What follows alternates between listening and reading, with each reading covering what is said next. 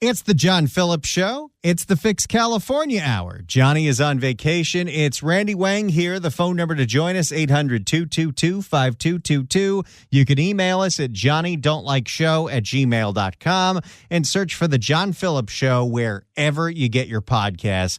If you're on hold and you want to talk about the Palisades fire arrest, we're going to go back to those calls and other calls at 1:30. So if you want to talk about that, 800-222-5222. But right now, we've got to talk to one of my favorites. He's a recovery advocate in the Bay Area. He is the director of West Coast Initiatives in Recovery, Faith, Hope, and Love. He also is the co-host of the Fast Times podcast, talking about all things policy-wise in the Bay Area. Tom Wolf, welcome back to the John Phillips Show. Hey, Randy, it's great to be back. How are you? Tom, the last time that we talked, I think, was just a couple of days after you were at a press conference with Assemblyman Matt Haney talking about AB 255, which would have reallocated state funding that goes towards housing first, at least a portion of it to recovery housing. Since we've spoken, that bill made it all the way through the legislature, passed, went to Gavin Newsom's desk, and he vetoed it. That's right. It not only passed the Assembly and the Senate, it passed the Senate and the Assembly unanimously. There was no opposition to this bill. And all it was to take 10% of the money that's used for housing first or homeless housing and allocate it for drug-free recovery housing. And it would have been 100% voluntary or opt-in. So it's for people that wanted to live in a drug-free environment that experience homelessness. So not just people in recovery like me, but maybe a single mom with her kids that wants to raise their child in an environment that doesn't have a bunch of people using drugs around her. And so it was a very common sense, minimal reform to the housing first laws that we have in California. And we got everyone to yes, and it got in front of the governor, and he vetoed it, and really still hasn't given an adequate reason as to why. Yeah, I read the statement that he put out, and he's like, oh, this would be duplicative, and you can already kind of do this with housing first. I don't think you can. No, you actually can't. So the way our state law is written, there was a bill passed in 2016, Senate Bill 1380, that has the language that in regards to housing homeless or permanent supportive housing, that drugs are recognized as part of an individual's journey. That's the language that's in the law itself. So recovery housing actually is not available right now under our current housing first laws in California, nor is it funded at all at the state level. Now, there are local programs that do this. In San Francisco, we're starting to do some recovery housing. But as far as state housing dollars, nope. It has to be you can either use drugs or you can't get money. That's the truth. And the state is where the majority of this money comes from. And if they want to stick to that, that's going to be difficult. But I am glad to see, you just mentioned it, I saw it in the news today, that in San Francisco, a zero-tolerance shelter that's going to be run by the Salvation Army in the Soma neighborhood just got approved. What can you tell us about that? Yeah, so that's actually a great thing, because I had a hand in making that happen. And it's San Francisco's first city-funded clean and sober shelter. So it's basically, we're going to house 60 to 65 people in this facility. There's going to be drug testing. There's going to be accountability. You can pretty much stay as long as you want. The only rule is that you can't use drugs inside. And what's interesting about it is that it's been open for just a few weeks already, and it's already full. So there's actually a demand out there. There are people that are willing to put the drugs down to come inside. And so we had to create a space for them. The irony of that is that we can never get $1 of state funding for a program like that. That had to come from city funds itself. So the fact that we got San Francisco, which has been the belly of the beast for years around the drug crisis and radical harm reduction, to fund a clean and sober shelter is a huge victory in the movement towards recovery. Well, and it looks like there's enough people, when you're talking about Daniel Lurie and the Board of Supervisors, that have seen how badly this has gone over the last few years. You want to just remind the audience of what seems to be happening on almost a daily basis in the plenty of tolerance homeless housing that we have, the single-room occupancy units in the Tenderloin, places where we put the homeless, give them shelter, but drugs are allowed. What happens in there every day? Yeah, so for 2025, we actually have someone that's a data analyst that ran the data of overdose deaths and their locations in San Francisco for 2025. And we found that 30% of all overdose deaths in the city happen inside permanent supportive housing. So housing that is subsidized with your tax dollars, we're taking people directly off the street and putting them in those housing units and saying, hey, we're reducing homelessness. And then we watch 30% of all of our overdose deaths in the city actually happen inside those facilities. So that's really what's happening right now. And that's kind of like, if you back up a little bit, you think about since 2019 in San Francisco, we've had 4,300 overdose deaths in the city. We still have 8,000 people struggling with homelessness in the city. So for us to actually get the new mayor and our board of supervisors, our city council, to kind of change direction a little bit and start thinking about more recovery options, more drug-free options for people, again, that's another huge win. But we still have a long, long way to go. Harm reduction is radically entrenched in our public health response, both in San Francisco and in Los Angeles and across the state of California. So we're looking to the feds for guidance now. Trump's new executive order on homelessness is a big step towards everything that I've been advocating for. Whether it comes from Trump or not, it's great that the federal government is taking action on that. And I look forward to supporting how we can actually integrate some of those things into our what we call a continuum of care here in California going forward. We're speaking to Tom Wolf. You can get him online at T Wolf Recovery. Now, speaking of the federal government, you recently came down to Los Angeles and walked Skid Row with advisors of the Department, Housing and Urban Development Department. What can you tell us about that? Yeah, that was an interesting experience because we walked with LAPD. You might know Dion Joseph. He walked with us. He's a pretty famous cop down there in LA. He's been working on Skid Row for years. And look, I go to Skid Row a few times a year, and I've been going to Skid Row since 2021, kind of see the progress and see what's going on down there. Gone down there with Michael Schellenberger, with other people. And I can tell you right now that this time when I went with HUD, it was the worst I've ever seen it. So this whole narrative that Karen Bass is pushing, that homelessness has declined 17.5% over the past 2 years in Los Angeles, is just not true. She's not factoring in things like 2,300 homeless people die every single year on the street in Los Angeles. She's not factoring in the influx of migrants that end up living in RVs on Skid Row. And she's just not being truthful. And I just want to say that she's not being truthful about the overwhelming drug crisis that's afflicting so many people out there in the street.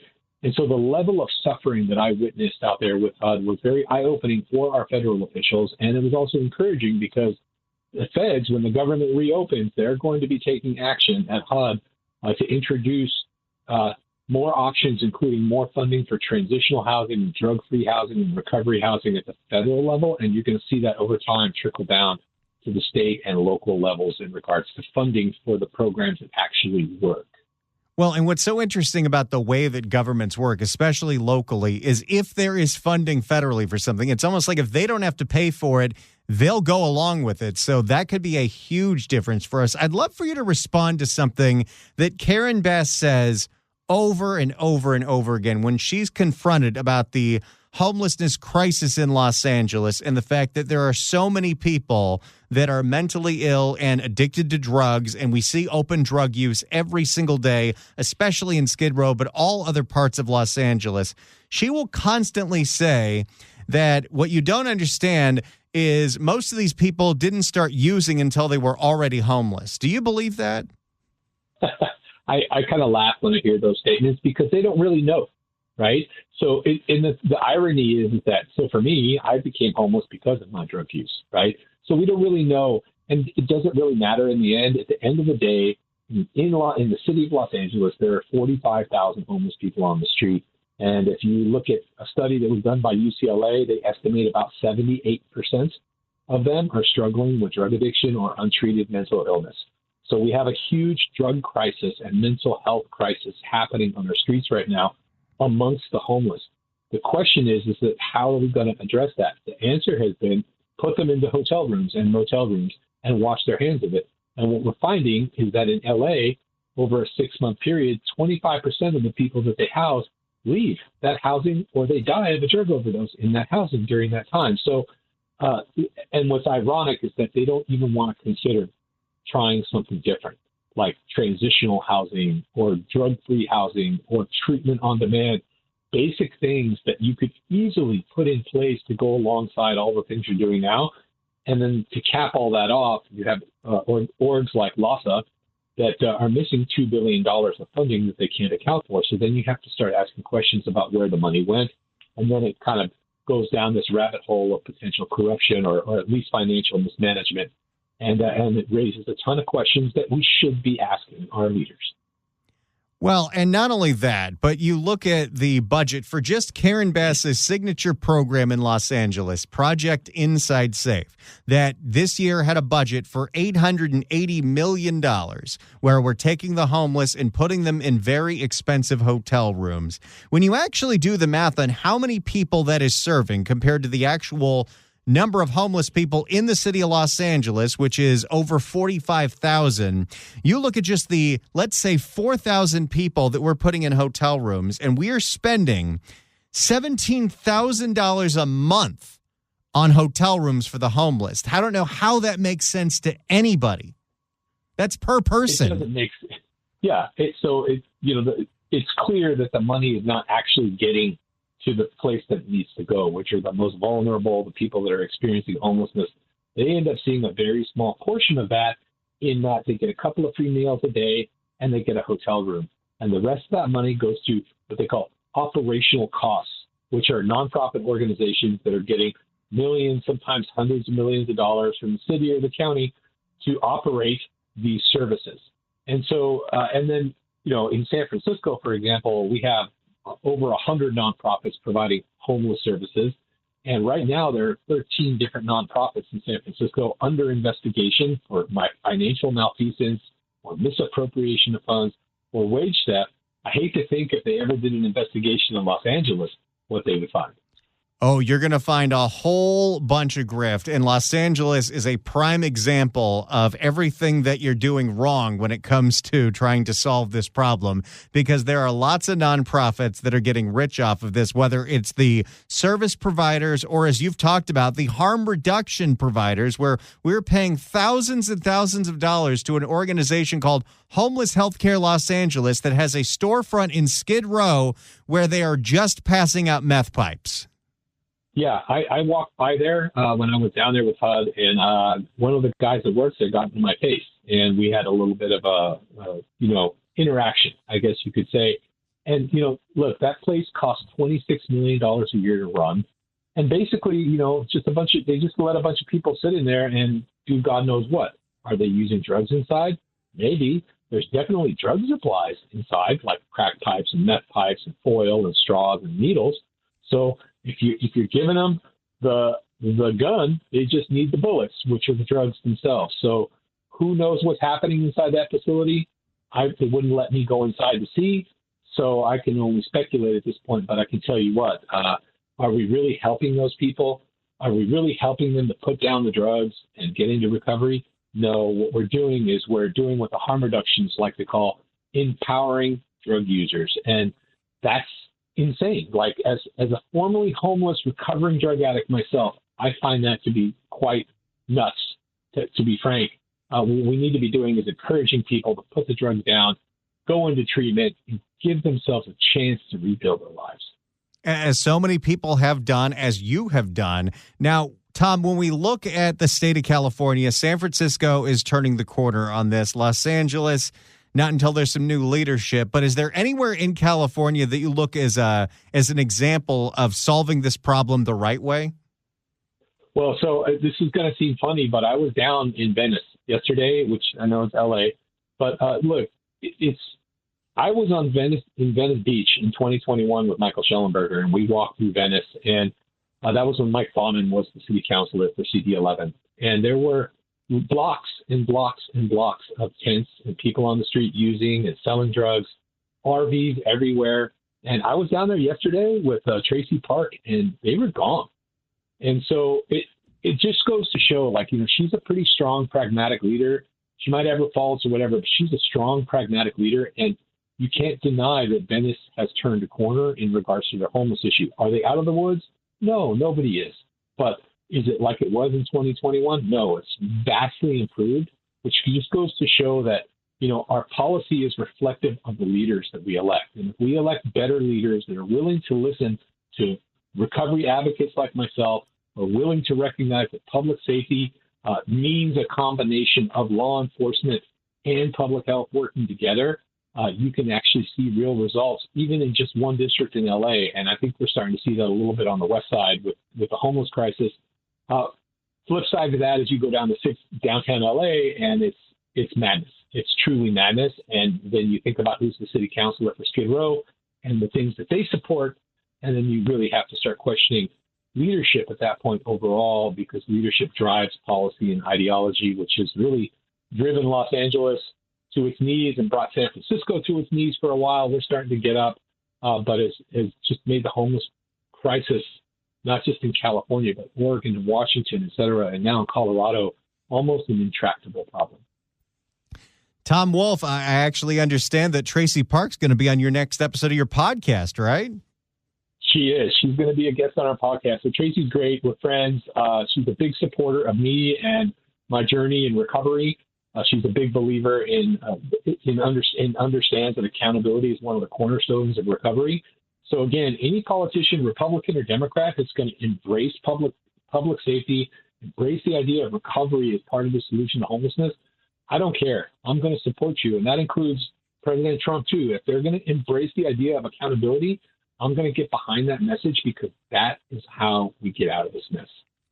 You can get him online at T Wolf Recovery. You can subscribe to his podcast with Adam Nathan. Search for the Fast Times Podcast. Tom Wolf, it's always such a pleasure to hear your voice. Thank you for everything that you're doing to try to improve the lives of people, not just in the Bay, but the entire state of California. Thank you so much, Randy. Appreciate it. Thanks so much for calling in.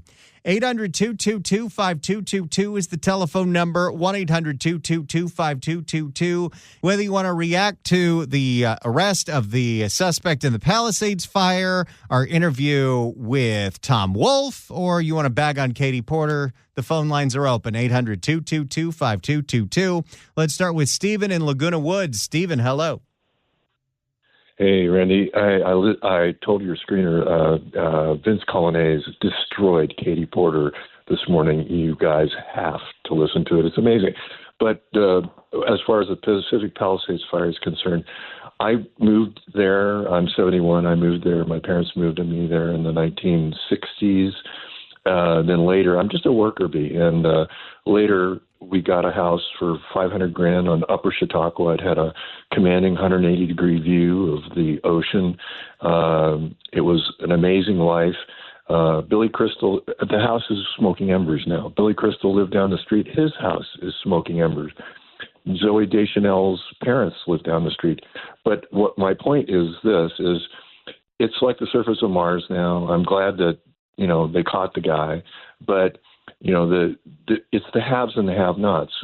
Chris Pratt is going to move to Santa Barbara, and Anthony Hopkins can go wherever he wants, back to his house in Maui if he wants. The people that are caught on the outside are like the 700 residents of the mobile home park, that most of them were uninsured, are the people that got caught when the insurance companies dumped them and they didn't have a policy. And so I'm with you. My theory is that what's going to happen is, you posited this, that BlackRock's just going to come in, because Adam Carolla said, he lives on Point Dume. Nobody can rebuild because of the restrictions. So a big company like BlackRock's just going to come in like Lahaina and buy everything on pennies on the dollar. And it's sad, but it's a parallel universe. When I sold the house, my neighbor bought it. I bought it for $500,000. My neighbor bought it for $3 million cash, because she didn't want somebody else to come in and block her view. She just wanted the lot. So we're living in weird parallel universe. That's my only point. We really are, and I certainly hope that doesn't happen, but if the rebuilding is going to be like this, unfortunately, that's definitely a possibility. Thanks so much for the call, Stephen. I appreciate it.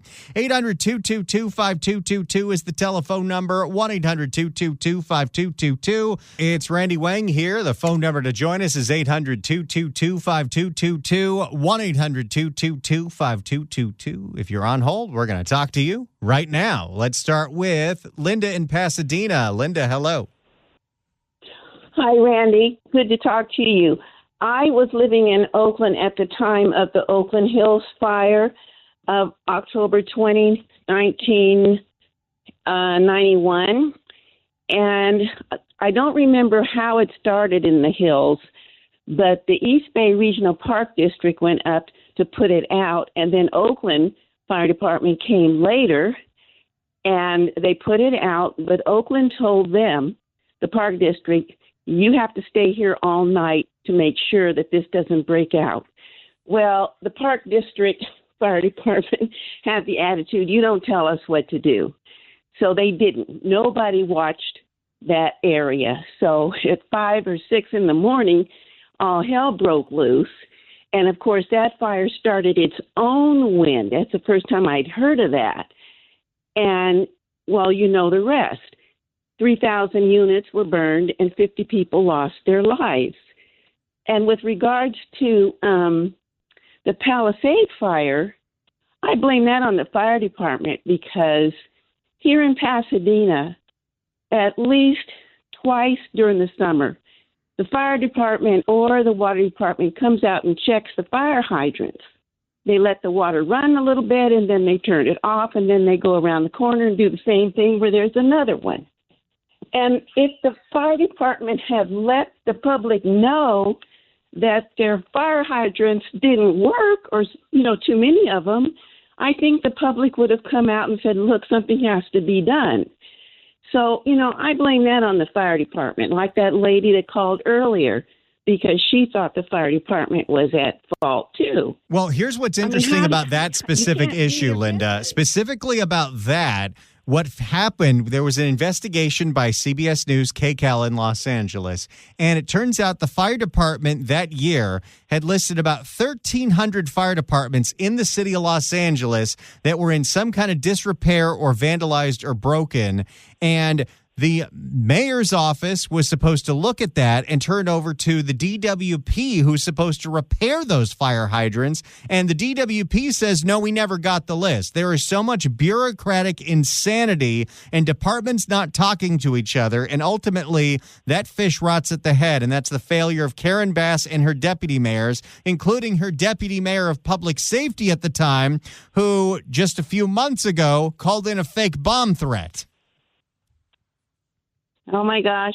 Well, I still think if the public had known that X amount of fire hydrants weren't working, I think that would have moved somebody to do something. I think there's a lot of lessons we can take from this, and there's a lot of things that need to be improved. And if the people we have in charge are incapable of that, we got to get new people. Thanks so much for the call, Linda. Appreciate it. Let's go to Dean in Richmond. Dean, hello. Hi, how's it going, Randy? Doing great. Hey, I heard you talking with Tom Wolf, and I just wanted you to know an organization called the Bay Area Rescue Mission.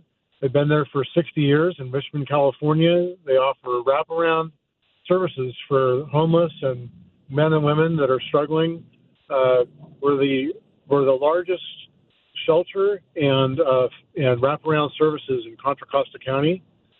We have a very good success rate of helping women reunite with their children and their families, and helping these men, women, and children that just so need help to get away from drugs, alcohols, or whatever it is that's keeping them back. And so I wanted you to know there's an organization like that out here. I'm so glad to hear it. It reminds me of the Union Rescue Mission that we have in Southern California, but I'm glad to know that the Bay Area Rescue Mission is out there transforming lives every single day. Dean, thank you so much for the call, buddy. Appreciate it. Thank you. Have a good day. It's the funniest thing. There are organizations that know how to do this, But we won't fund those organizations because we want to fund the people that maintain the problem instead of solving the problem. Let's go to Richard in Pacifica. Richard, hello. Hi, Randy. Hey, I'm just wondering, the Palisades fire, insurance people try to say, okay, that's a climate thing, gave them an excuse to raise insurance sky high, and it turns out it was a person. Don't they owe us?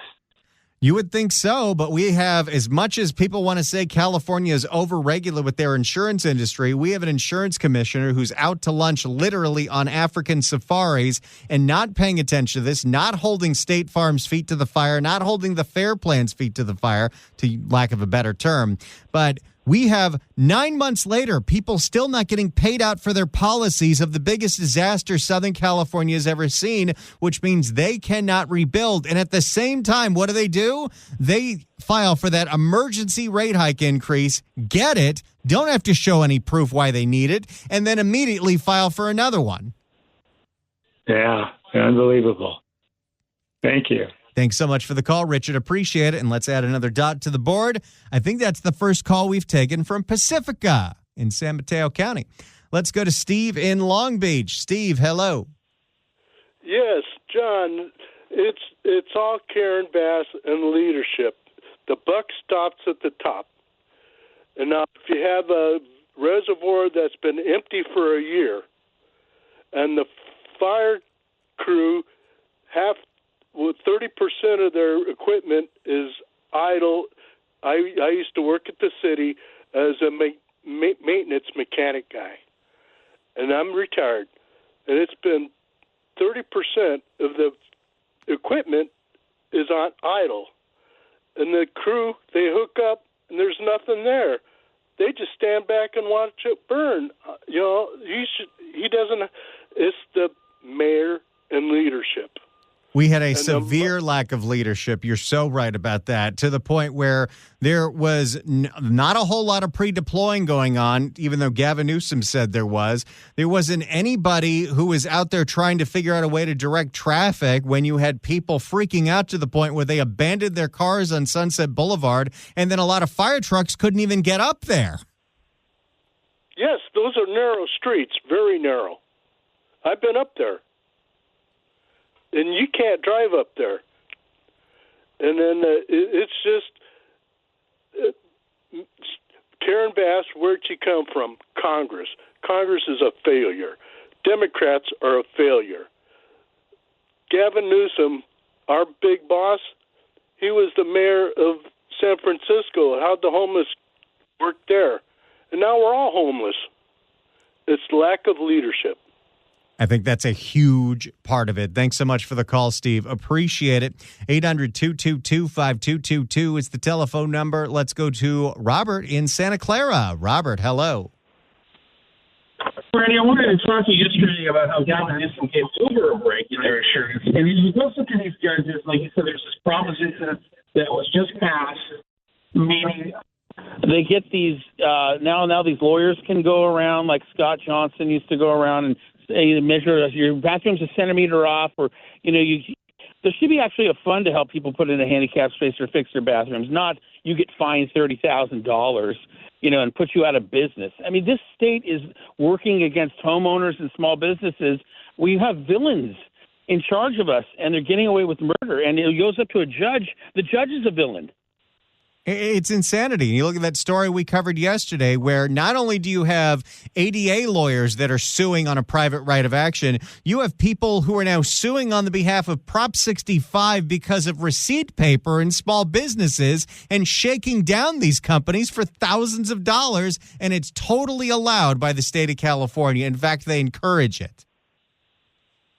And that's Newsom. Newsom is and Bass, they're all here to create cognitive dissonance. It's like agitating, not just propaganda, but agitating legislation. They're trying to agitate us and ruin us, too. Not only agitate us, but destroy us. And they're getting away with theft. And these people shouldn't be elected. The word needs to get out how villainous they are. It is dubious, or what is the word we're looking at? It's diabolical what they're up to. Well, we're going to do everything we can every single day to point out the failures in these policies, and we've got elections every couple of years. Karen Bass up for re-election next year. Hopefully people have learned their lesson. Gavin Newsom's out. We can replace him with somebody who's got common sense, or we can double down on this. We'll find out. Thanks so much for the call, Robert. Appreciate it. Let's go to John in L.A. John, hello. Hey, Randy, pulling in double duty today, huh? Yes, I am. Wonderful. Excellent on-air presentation as always. And if I could pay a compliment to your call screener, a very wonderful young man, very polite, very nice. What you want to talk about, John? Okay, so Katie Porter, she's combative, and she showed it today. And if people want to vote for somebody who can't control their emotions, well, by all means, go ahead and vote for her. But just use a little common sense when you go to the polling booth. This is, it's almost reminiscent of when Kamala Harris was being interviewed by Bret Baier, when she went very combative on him because of a question that he posed that she felt challenged by. And this is the exact same demeanor that Katie Porter represented. And again, people have to make the right choice when they go to the polling booth. I think you make a strong point. Thanks so much for the call, John. Appreciate it. If you missed our 12 o'clock hour yesterday, you can hear our breakdown of that Katie Porter interview on CBS News Sacramento. We had that tape before anybody else did. And it's the listeners of this show that I'm pretty sure are the ones that spread that thing all over the place. Well, to those voters. Okay, so you... I don't want to keep doing this. I'm going to call it. Okay. Thank you. You're not going to do the interview with us? Nope, not like this. I'm not. Not with 7 follow-ups to every single question you ask. Everyone got to see the real Katie Porter that day. Paul! When we come back, I feel like, you know what? I need my Henry Lee drop. Where is my Henry Lee drop? I need it for this story because this, yet again, is something that Henry Lee can help me out with. It's happened yet again. Oakland's out of a police chief. Again. It's the news. Nope. It's the John Phillips Show. It's Randy Wang here. I knew I was going to do that. It's Randy Wang here. 800-222-5222 is the telephone number. Let's go to Bill in L.A. Bill, hello. Hello. Hey, you're on the air. How you doing? You called me by the wrong name, so I almost didn't answer. But anyway, I really appreciate that you are on the air, and we can go ahead and pretty much tell the rest of the our city people how badly the mayor is running this city. Right now, we have had our community 2 blocks that have no street lights for 9 months. 9 months. We could have a child born by now, and we cannot. I've called Department of Water and Power. I've called 311, and by the way, you try calling 311, and you might as well wait 1 hour and a half to 2 hours just to get an answer. And anyway, this is ridiculous. I tried the governor. I've tried everybody. So this is great that I can just go ahead and maybe somebody out there who knows how in the heck, what kind of strings you have to pull, or what kind of ears you have to pull for them to realize, that you got handicapped people, you got elderly, you got young people that are running from 6 o'clock on in the dark. Good thing we have cells, and we have a little flashlight, which helps a heck of a lot.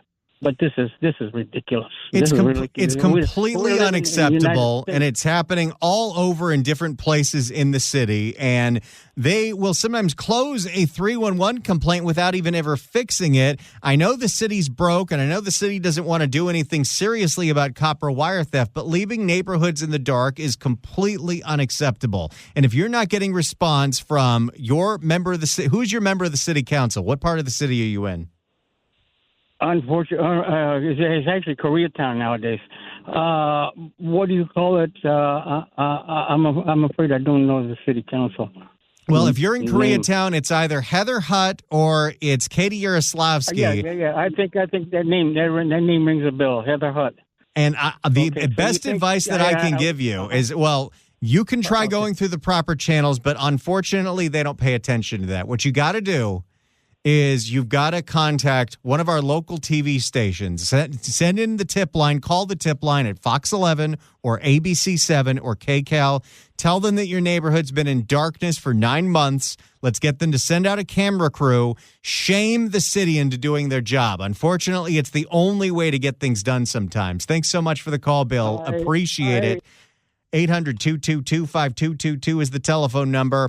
All right. The other breaking news that happened today is, Henry Lee, It's happened yet again. Oakland is out of a police chief. Floyd Mitchell resigns after only 18 months on the job. For more, here's ABC 7. Breaking news happening out of Oakland this morning. And of course, we're talking about the resignation of Oakland Police Chief Floyd Mitchell. Mitchell's resignation is just the latest departure from a department that has seen a lot of turnover in the last 15 years. ABC 7 News reporter Ansar Hassan joins us live from Oakland. And Ansar, did the chief say anything about why he's stepping down? What took so long? By the way, when Shang Tao hired Floyd Mitchell, he wasn't even qualified for the job and had to go through all kinds of training. Absolutely. Good morning, guys. I did reach out to Chief Mitchell, but he declined to be interviewed about why he's leaving. I did speak to the police union. They believe it was Chief Mitchell's decision to leave. As for when you've got a dwindling department, you've got a mayor that's not taking public safety seriously, and a police commission that makes every little thing you're trying to do, like change the pursuit policy, a Herculean task, I don't blame the guy. As for what's next, the city announced this morning that the chief will work with Mayor Barbara Lee and the city administrator to identify an interim chief of police to ensure the seamless transition of leadership. Is this going to take another year? Because that's how long. It took a year and a half after Shang Tao fired LaRon Armstrong because she was a girl boss and thought she should do that. Don't waste our time. We have a whole city to run. The police commission took forever to give her 3 candidates. One of those was LaRon Armstrong. Shang said no. And then 6 months later, we got this guy out of Lubbock. Chief Mitchell says he is proud to have served the city. In a statement to ABC 7 News, he wrote, "I'm incredibly proud of the men and women of this department and the collaborative working relationship forged with the community and business owners to reduce crime." The mayor also putting out a statement to ABC 7 News, thanking Chief Mitchell for his leadership. She says the recent reduction... You've shown your leadership by getting the hell out of here. She says the recent reduction in crime is a testament of Mitchell's commitment to public safety, and adding, "I am grateful for Chief Mitchell's collaboration with our administration and his focus on community-centered policing." And the police union says they just found out about Chief's resignation this morning. Sergeant Hui Win, president of the police union, says he's not surprised by the announcement. I am not. I am actually used to this now, to be number 15th in the last 25 years that I've been here. 15 police chiefs in 25 years. It's just every time that a chief take the helm, it's just a matter of time when it will occur, and that's the sad part of the condition of the police department. I also spoke with Oakland City Council member Zach Unger. He suggests that Mayor Barbara Lee keeping on the chief for another month, suggests that the split was amicable. The chief will stay on until December 5th. And then we'll have no police chief yet again. I'm sure nothing bad will happen while we're searching for another one. Good luck, Oakland. We wish you the best. Let's go to Justin in Santa Rosa. Justin, hello.